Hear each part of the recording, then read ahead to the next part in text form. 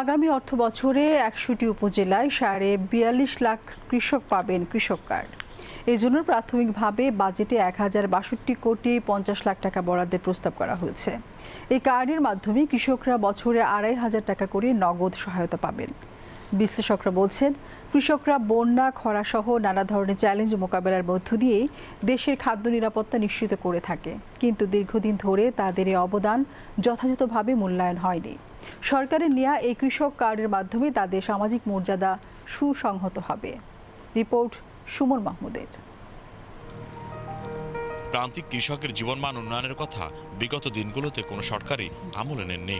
তবে তারেক রহমানের নেতৃত্বাধীন বিএনপি সরকার কৃষকের জীবনমান উন্নয়নের জন্য চলমান কৃষক কার্ড কর্মসূচিকে আরও বেগবান করতে আগামী ২০২৬-২৭ অর্থ বছরের ১০০টি উপজেলায় ৪২.৫ লাখ কৃষক পাবেন এই কৃষক কার্ড, যাতে প্রাথমিকভাবে ব্যয় দেওয়া হয়েছে ১,০০০ কোটি টাকার উপরে। বিশ্লেষকরা বলছেন, এই কার্ডের মাধ্যমে কৃষক তার ন্যায্য অধিকার পাবে। কৃষক কার্ড কর্মসূচি সরকারের একটি যুগান্তকারী উদ্যোগ, তবে এই উদ্যোগ যেন প্রকৃত কৃষক পায় সেদিকে নজর রাখতে হবে। সর্বক্ষেত্রে চেষ্টা করেছে এটাকে ইনক্লুসিভ করতে। কৃষক কার্ডের কথা বলি, গ্রামে কিন্তু এই অল্প টাকা কিন্তু অনেক টাকা। তো আমরা যখন ইউরোপে এসব সামাজিক কার্যক্রমগুলো দেখতাম এবং সরকারের এই নীতিগুলো দেখতাম, তখন আমার মনে হতো যে আমাদের দেশে কখন হবে। আমার দেশে কিন্তু সেই ব্যাপারটা চালু হওয়ার পরে এখন যেটা হবে, সরকার আসবে, সরকার পরিবর্তন হবে, কিন্তু এই ব্যবস্থা থেকে বেরিয়ে আসবে না কেউ। Across the society, across the religion, একেবারে এটাকে ক্লিন নিউট্রালভাবে দেওয়া দরকার। তাহলে হবে কি, ওভারঅল একদিকে সরকার ইমেজ বাড়বে, আর একদিকে আমাদের দেশের মানুষের অনেক আস্থা বাড়বে এবং সেখানে ওভারঅল প্রোগ্রামটা কিন্তু সাকসেসফুল হবে।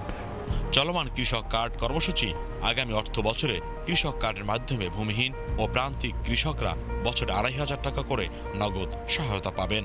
সরকারের অন্যতম প্রধান অঙ্গীকার হলো কৃষক কার্ড, আর এই কার্ডের মাধ্যমে কৃষকরা যেন তাদের জীবনমান উন্নয়ন ঘটাতে পারে। ২৫০০ টাকার মতো এই কার্ডের মধ্যে থাকবে এবং সেটা স্ল্যাব করা থাকবে। কিছু থাকবে বীজের জন্য, সারের জন্য, সেচের জন্য, কীটনাশকের জন্য, এইভাবে আর কি ভাগ করা থাকবে।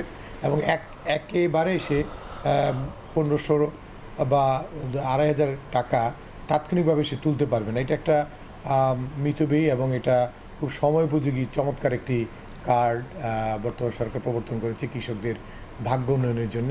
এটা যাতে কোনোভাবে পলিটিক্যালি বায়াস না হয় এবং এটা যাতে প্রকৃত যারা নিডি ফার্মার তারাই যাতে পায়, সে ব্যাপারে সরকারের একটা রিভিউ কমিটিও থাকবে।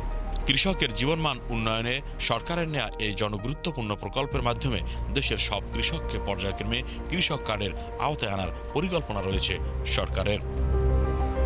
Suman Mahmud, BTV news, Dhaka.